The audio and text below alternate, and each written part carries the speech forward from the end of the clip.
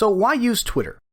Twitter is without question one of the most active, popular social platforms on the web. The platform has about 310 million monthly active users and an additional 550 million monthly viewers who don't log into their accounts, but merely consume other people's tweets.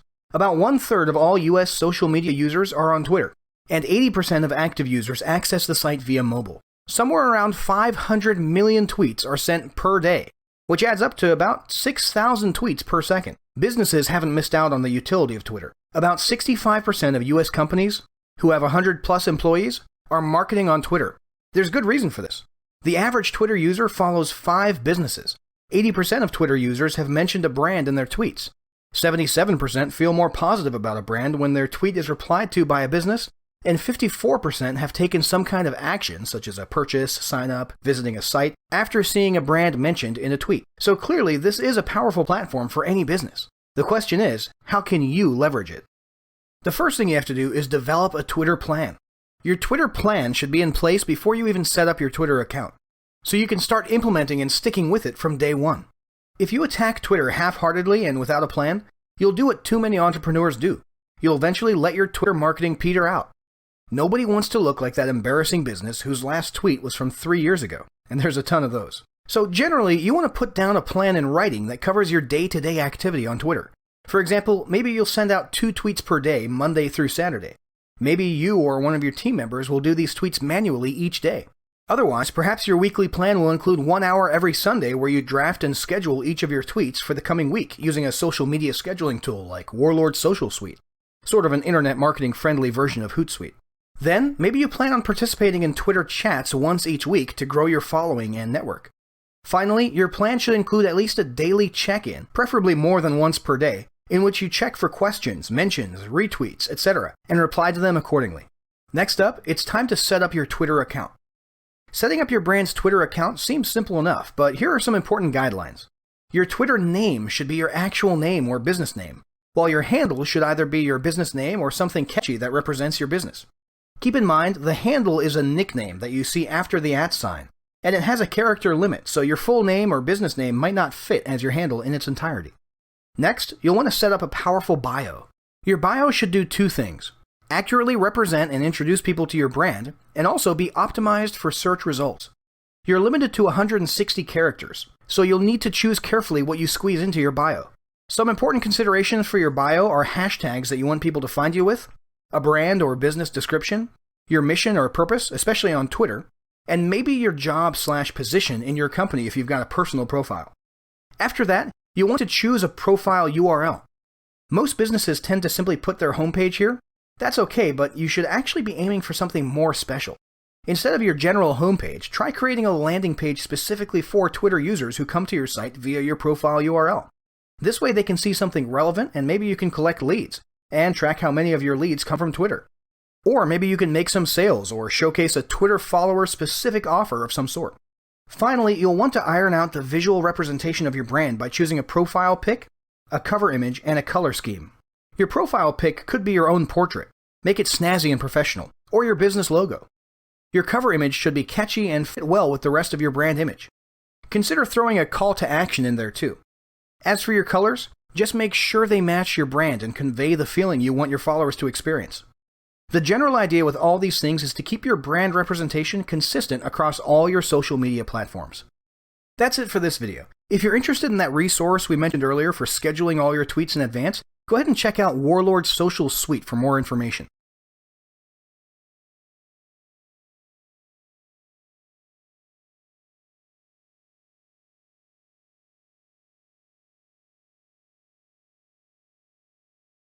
So the next step is to introduce yourself on Twitter with an initial tweet. Ideally, this should not be salesy. Opt instead for something catchy, funny, and/or helpful.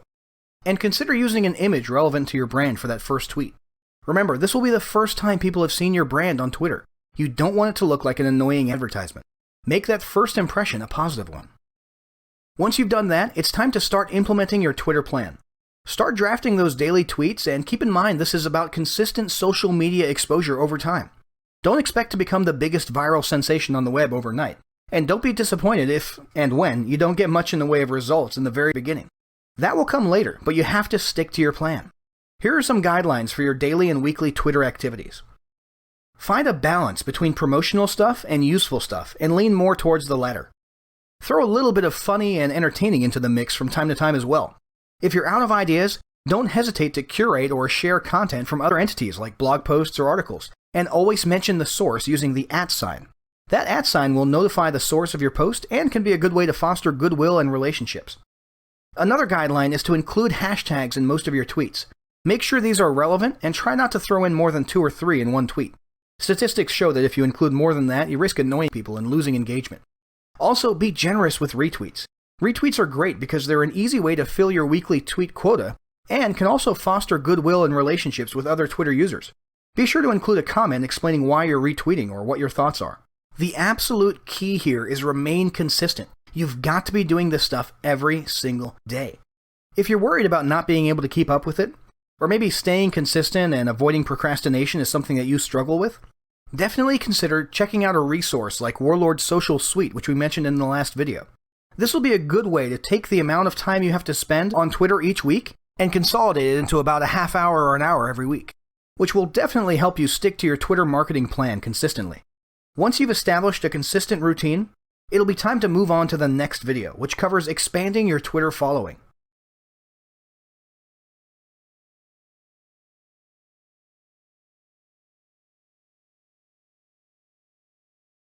If you follow the guidelines in the previous chapter, then after a few days you should have at least a handful of followers. Now it's time to crank things up a notch. Let's go over some methods for building your following even more. First, follow relevant members of your market and you'll often get followed in return. Next, try to interact in real time throughout the day. This will become apparent to Twitter users and you'll appear as alert, responsive, and engaged. Pay close attention to trending hashtags and topics so you can leverage their momentum. Ensure you mention or cite people in tweets using the @ sign. Many will return the favor. What you tweet matters too. In addition to textual tweets or mentions of interesting articles, be sure to include some catchy media. Use relevant, attractive images. Include videos from time to time. Make it a point to proactively encourage engagement with questions and polls.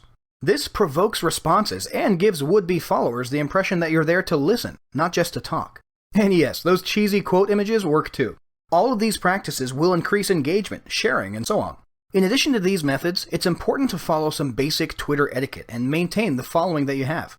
Although scheduling tools like Warlord Social Suite are great for the majority of your activity, you should also make time for a bit of responsive, manual, real-time interaction during the week. People can tell when you're using your Twitter account as an automated advertising machine, and they'll unfollow you in a heartbeat. On a related note, don't ever purchase followers. You'll see others doing it, and you'll likely be tempted. But most of these followers will be bots, and you will destroy your brand and your reputation. Bottom line, if you're going to expand your following on Twitter, you need to come across as genuine and engaged. So that's it for this video. In the next video, we'll discuss how to achieve a return on investment for all this time and work you've put into your Twitter marketing.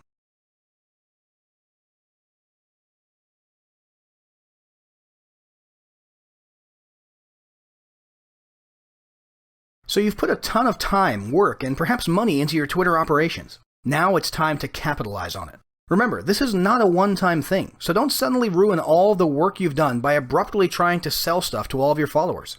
It won't work, and you'll have wasted everything. Instead, make this the normal. Stick to the plan. Keep building your audience.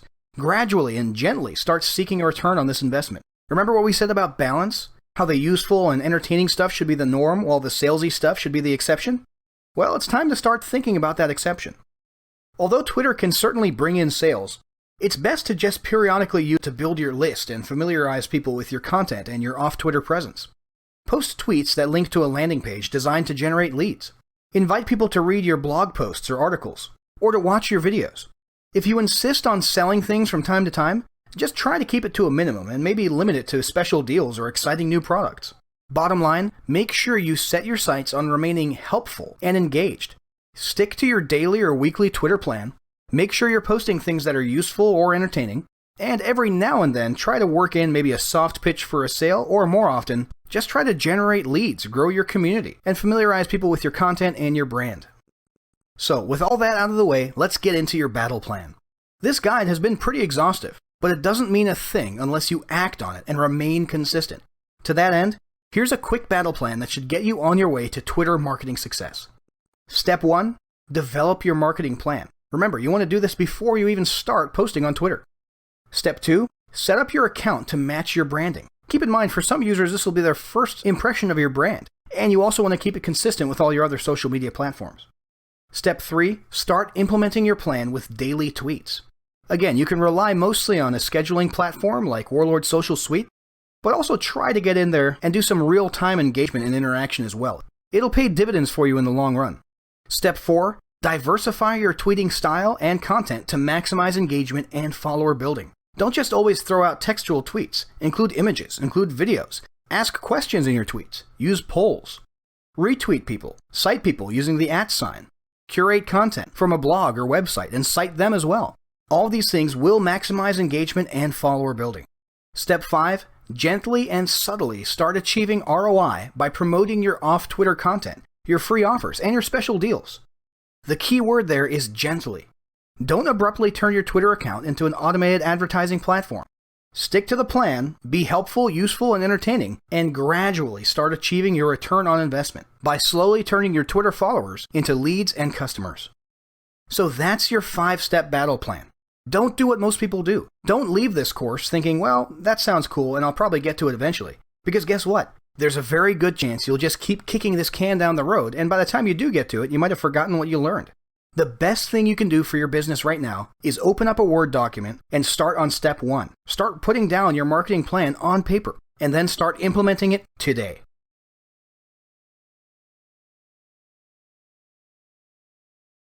Alright guys, I'm going to give you a quick tutorial on how to rebrand these Viking PLR packs if you so choose.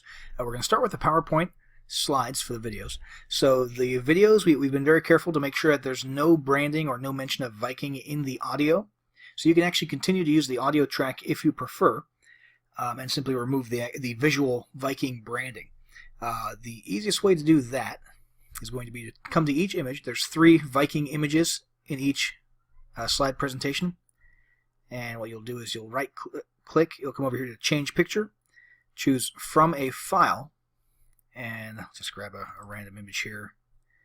Easy as that. You would do the same thing here and here, and if you did want to change the voiceover, all you'd have to do is you would actually have to delete this sound file here. You'd have to insert a new one, which would be here, audio on my PC, and you can grab any audio file that you choose. Once you do grab an audio file, you're going to want to set it to play in background, and all of these settings will default to their appropriate settings with the exception of one. You'll want to uncheck loop until stopped. Okay. Now, since there will be a difference between our audio and your audio in terms of the timing of the various bullet points and everything, you're going to want to rehearse timings if you change the audio. Same thing goes for if you add bullets or any other content to the slideshow. So what you'll want to do is come up here to slideshow, and you'll click rehearse timings, and this is basically what you'll do. You'll just click through as though you're going through an entire PowerPoint presentation. I'm on a 4K monitor, that's why the let me go ahead and turn this off.